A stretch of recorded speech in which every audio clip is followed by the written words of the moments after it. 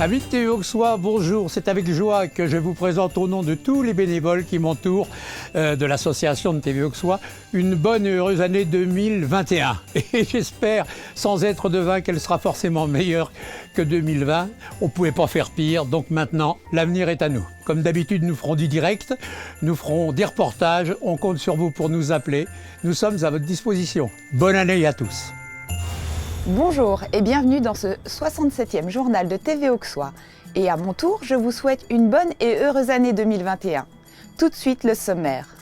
C'est encore Noël. Les vœux d'Yves Courteau, en bref et en images. Noël au collège. Didier Paris, deuxième partie. Mais restons encore pour quelques minutes dans la magie de Noël que les villages de notre territoire ont entretenue malgré la crise qui nous frappe de plein fouet.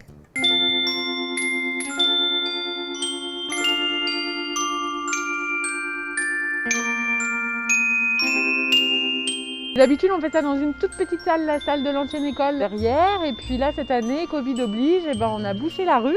On le fait tout le long de la rue de la mairie. On est 15 exposants cette année. On avait envie que tous les exposants soient vraiment proposent des choses qu'ils fassent eux-mêmes et le plus local possible et avec zéro doublon. Voilà, on essaye de tendre vers l'éco-responsable, doucement mais sûrement. Donc voilà, donc il y a des producteurs qui sont bio, il y en a qui le sont moins, mais voilà, il y en a qui sont nature et congrès, voilà, et progrès, pas éco. Voilà. Bon ben, joyeux Noël et bon après-midi. Merci beaucoup.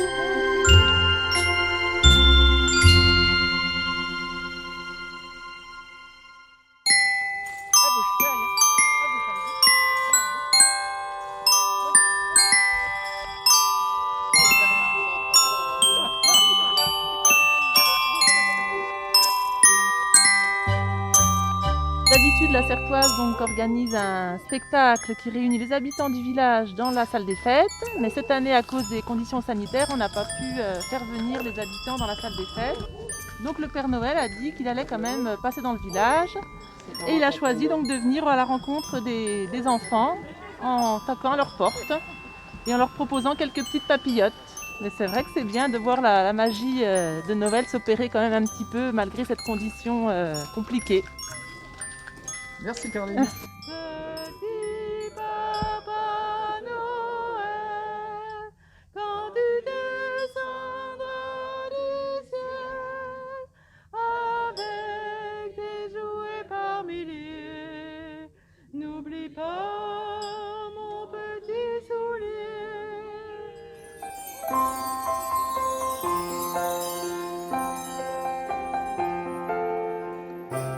Aujourd'hui, pour faire connaître notre petit marché et puis pour amener un petit peu de festivité dans cette période, on a décidé d'organiser un petit marché de Noël avec d'autres producteurs, des artisans qui viennent se greffer aux produits alimentaires qu'on propose d'habitude. On est 25 exposants, donc c'est des exposants de la région, qu'on va avoir des artisans qui travaillent le bois, le cuir, la ferraille. On a du vin, on a du crément qu'on n'a pas d'habitude également. De la bière, des huîtres. On a également un food truck qui propose des repas à emporter. Après, on a les produits qu'on a habituellement sur le marché. Si vous aviez un message d'espoir, quel serait-il ? De la contrainte naît la créativité. On a pu créer ce marché grâce au confinement. Et maintenant, l'idée, c'est de faire perdurer notre démarche dans le temps, de voir comment notre collectif de producteurs peut se structurer et continuer d'organiser des marchés de Noël comme aujourd'hui. Et demain, quand les mesures sanitaires seront moins draconiennes, d'avoir le droit d'organiser d'autres moments plus conviviaux avec des dégustations, avec des repas consommés sur place, etc. Mais ça, ce sera quand on pourra revivre un peu comme avant. Est-ce que vous êtes content que le Père Noël passe chez vous? Ah oui, très content. Il y a longtemps que vous l'avez vu. Oui, Hein. oui.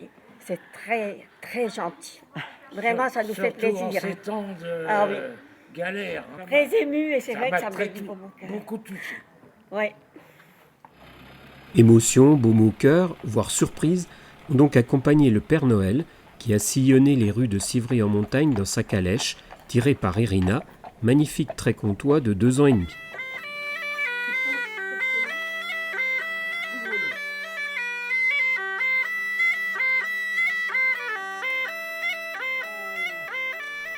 Petits et anciens ont donc eu la visite de l'homme en rouge, au son de la cornemuse, grâce à l'initiative conjointe du comité d'animation et de la municipalité, comme nous l'explique le maire de la commune, Olivier Mouillon.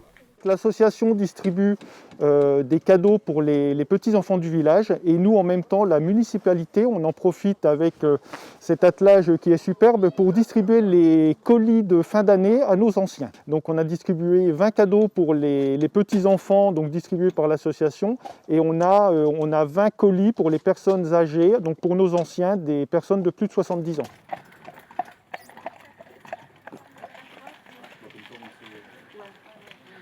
Donc la municipalité, voilà, vous remet un colis, un panier de piment. Le Père Noël va bien? Ma foi, pas mal. Bon, Quand ça travaille le Covid, on est bon. Bon, voilà, on se dit pareil. Alors, le Covid nous aura pas. Allez, hop. Allez, sur l'excès. Une bien belle initiative qui aura donc apporté un peu de joie aux enfants et aux aînés de la commune en cette année si particulière. Comme chaque année, le président de notre communauté de communes, Yves Courteau, nous présente au nom de tous les délégués communautaires ses vœux pour 2021.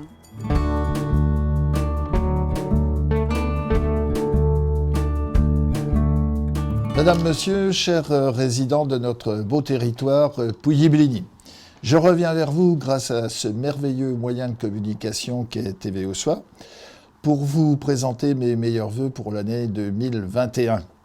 Mais avant, on fera un petit retour, si vous le voulez bien, sur l'année 2020. Déprimante, c'est sûr, elle le fut, pour toutes et pour tous. Dès le début de la pandémie, la communauté de communes est intervenue et nous avons acheté masques, gel, produits sanitaires et proposé rapidement une répartition et une distribution sur toutes nos communes. Nous avons aidé financièrement nos EHPAD, également, à hauteur de 17 000 €. Nous avons accueilli gratuitement tous les enfants des aidants, des personnels soignants. Nous avons proposé des reports de loyer, même consenti des suppressions de loyer pour nos locataires, aussi bien à la maison de santé de Bligny que dans les hôtels d'entreprise sur Pouilly-en-Auxois.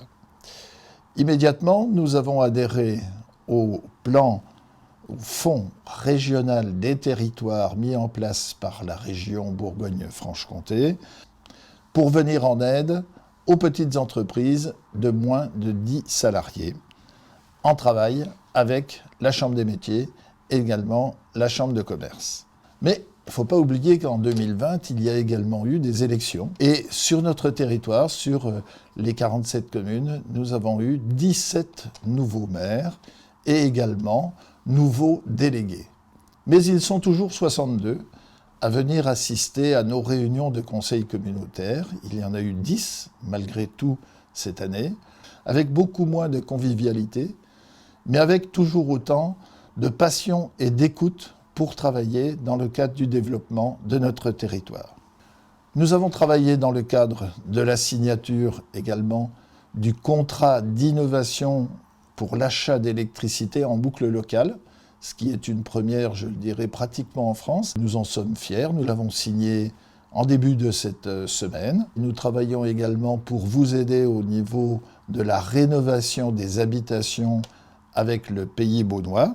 Sur l'année 2021, nous continuerons de travailler en particulier sur les bâtiments de la collectivité par elle-même, avec une rénovation totale du centre social, de la capitainerie sur Pouilly-en-Auxois, au port, mais également sur l'espace Gabriel Moulin, sur lequel nous travaillerons pour une rénovation et une restructuration de l'ensemble du bâtiment, gymnase y compris. Quand nous vous avions présenté nos meilleurs vœux pour l'année 2020, malheureusement, le résultat n'a pas été celui que nous attendions. Meilleurs vœux pour l'année 2021 et courage à tous et préservez-vous bien.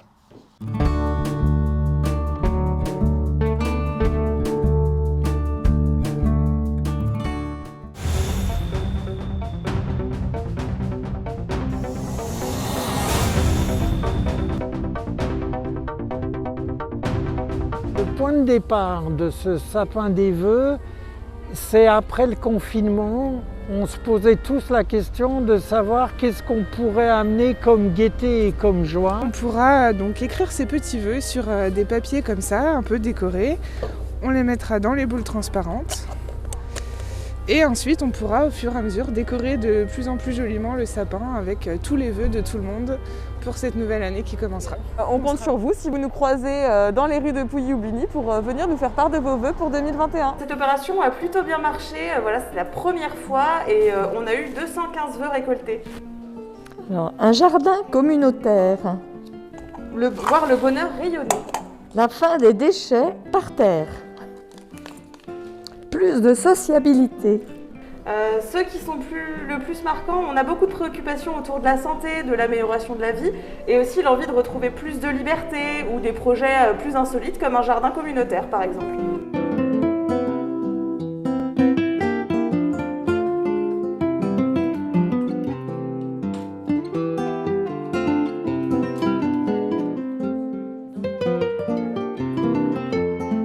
Le Secours catholique a lancé un projet nouveau, innovant, qu'on appelle l'écran fraternel. C'est-à-dire qu'un camion diffusera des messages, des vidéos, enfin apportera un peu de joie et de bonheur en cette fin d'année et dans ce contexte de crise. La troisième partie de ce reportage fut quelque peu rocambolesque, car le camion vidéo tant attendu à Bligny n'est jamais arrivé. Alors on tua le temps comme on pouvait, en dansant. Une fois le camion réparé et prêt à faire son office, c'est le temps qui a fait des siennes, provoquant des trompes d'eau, ce qui obligea le staff du Secours catholique à se rabattre sur un plan B totalement inattendu.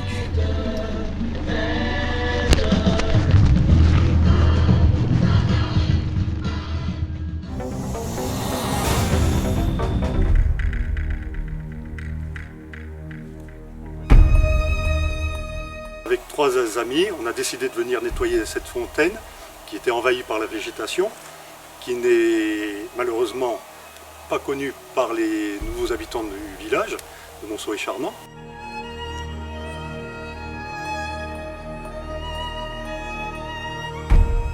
Alors le captage de la source de cette fontaine serait d'origine gallo-romaine d'après le livre d'Émile Thévenot, ancien habitant de Monceau-et-Charmant.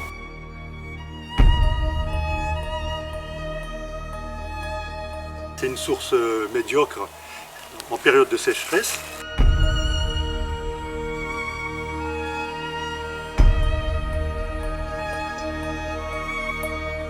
Cette auge monolithe est en pierre calcaire, elle est très ancienne.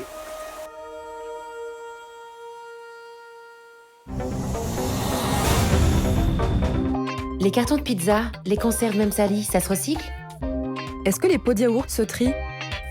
Quelle est la couleur du bac pour les papiers? Jaune ou bleu? Au quotidien, nous avons souvent des questions pour bien trier nos emballages et nos papiers. Pour connaître les consignes de votre commune et adopter les bons gestes, téléchargez l'application gratuite Guide du tri. Trier, c'est donner une nouvelle vie à nos emballages et nos papiers.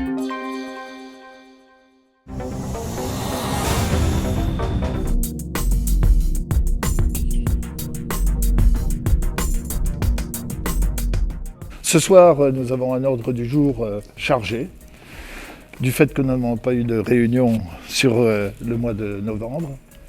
Et en particulier, nous allons étudier une modification de nos statuts pour aider à la constitution du nouveau CIVOS qui va s'installer sur le secteur de Mont-Saint-Jean, Marcilly-Ony.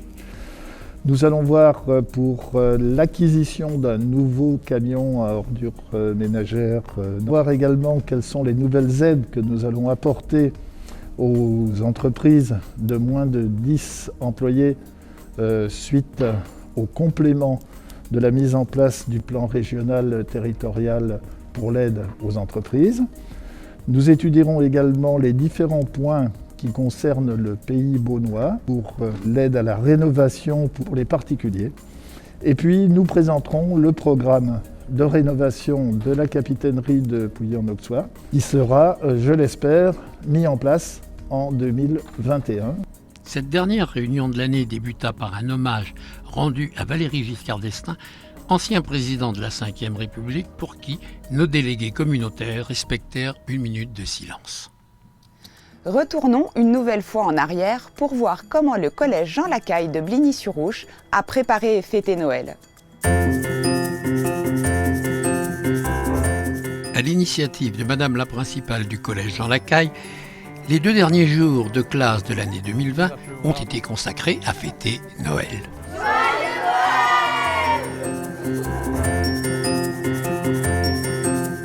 On a essayé de mettre un petit peu de baume au cœur à nos élèves.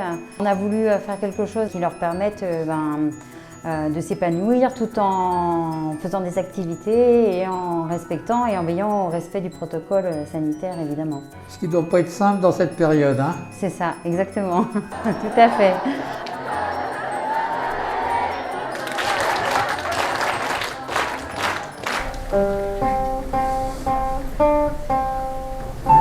Premier jour, avant de reprendre les cours, les élèves musiciens donnèrent l'aubade à leurs camarades avec, ma foi, beaucoup de talent.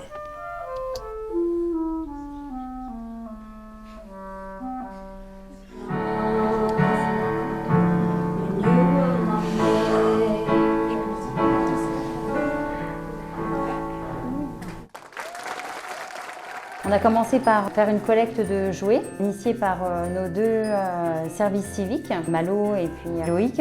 Nous sommes allés avec une petite délégation remettre des jouets au centre social de Pouilly, au profit des familles qui sont un petit peu démunies sur les cantons. À l'issue de ce mini-concert, les lauréats du concours de mathématiques reçurent leur lot, ce qui n'avait pu être fait au printemps pour cause de pandémie.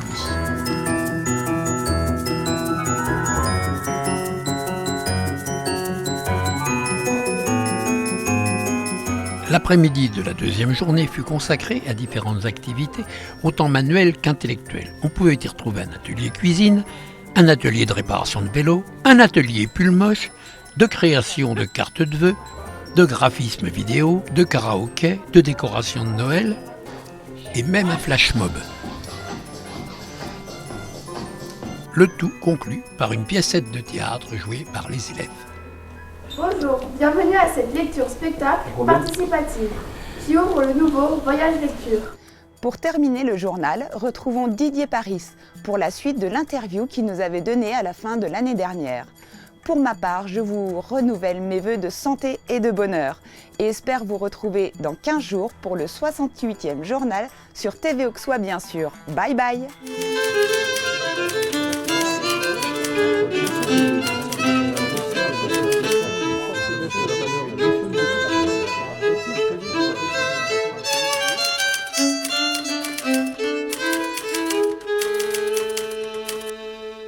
Monsieur le député, la crise financière ayant entraîné une forte baisse de la valeur de nos fonds de commerce, est-il prévu des actions financières ou autres pour aider d'une part les vendeurs et d'autre part les futurs acquéreurs? Bonjour Monsieur Communeux, bonjour cher Pierre en réalité puisque nous nous connaissions bien.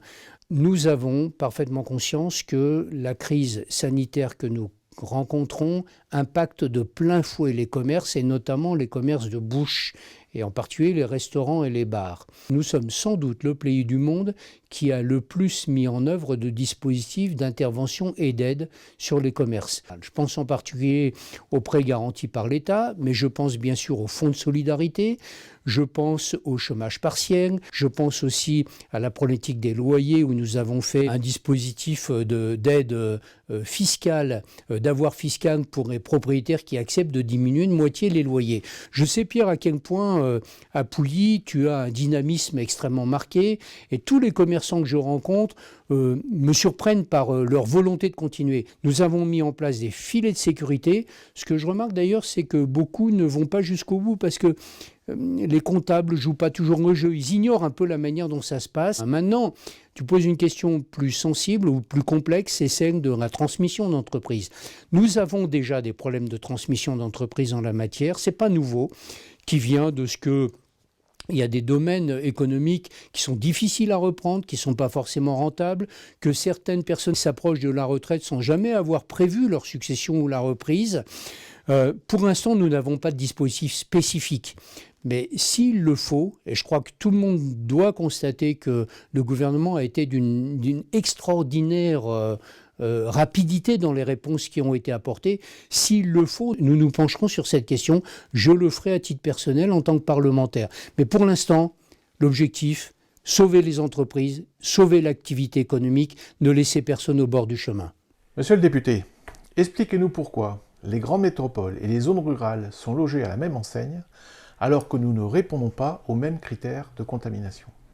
Comptez-vous évoquer, avec vos collègues de l'Assemblée nationale, l'absolue nécessité de tenir compte des indicateurs départementaux pour différencier localement les règles et gestes barrières à appliquer par la population, sous le contrôle des élus que vous êtes? Déjà, je voudrais lever une ambiguïté. Contrairement à ce qu'on peut dire, nous sommes la deuxième région de France à être touchée par la crise de la Covid. Il faut en tenir compte. Deuxième élément, contrairement à ce qu'on pense, c'est d'ailleurs pas tellement dans les zones urbaines que la Covid est très présente, mais aussi dans les zones rurales.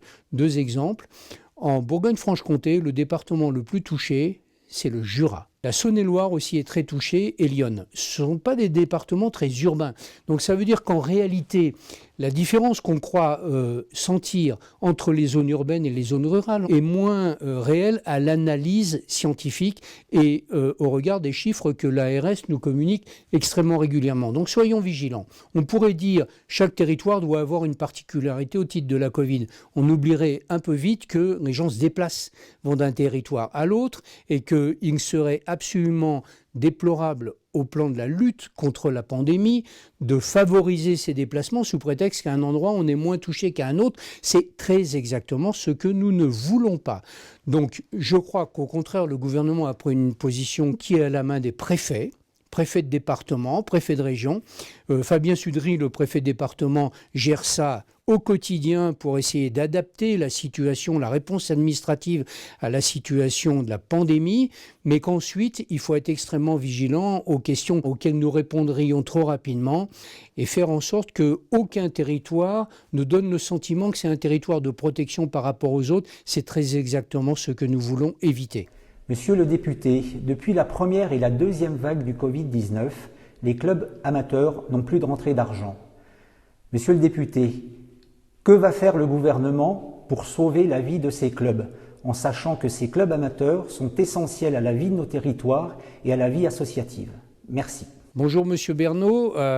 Vous êtes président d'associations sportives, je comprends parfaitement à quel point la situation actuelle doit être difficile. Le sport amateur est un facteur essentiel de cohésion sociale dans notre pays. Personne ne doute non plus que le sport amateur repose sur des milliers de bénévoles qui font un travail remarquable, y compris le week-end, qui accompagnent des jeunes, qui font une foule de choses. Donc il est essentiel d'arriver à le maintenir. Reconnaissons que jusqu'à une époque toute récente, et encore maintenant, c'est difficile parce que pratiquer un sport amateur, notamment en milieu fermé, nous fait courir des risques majeurs en termes de transmission de la pandémie, et c'est notre objectif principal, sauver des vies. La pratique du sport, c'est aussi un effet psychologique majeur pour lutter contre la pandémie, et ce n'est pas un paradoxe. Le fait que les gens puissent bouger, continuer à avoir une activité physique, c'est très favorable, y compris au plan strictement médical. Donc nous avons mis en place un dispositif assez large qui pèse 3 milliards d'euros pour faire en sorte que l'activité sportive puisse se poursuivre, et un plan spécifique de 15 millions d'euros pour tous ceux qui, sans doute comme vous, ne peuvent pas y prétendre parce que les schémas sont un peu complexes. Ce que j'espère, c'est que vous allez pouvoir entrer dedans. Ce que j'espère surtout, c'est que nous allons sortir rapidement de cette situation, et nous sommes en train d'en sortir. Mais s'agissant de la pratique sportive, nous allons continuer à l'accompagner. Ce que j'espère, c'est que, et je me rends bien compte que c'est difficile, c'est que vous aurez perdu le moins possible de pratiquants. Parce qu'en réalité, les clubs ne sont sains que quand les gens viennent dans les clubs. C'est tout l'espoir qui est le mien, mais je crois vous avoir démontré que le gouvernement était à votre soutien. Si vous avez des difficultés, n'hésitez pas à me rappeler et je vous y aiderai.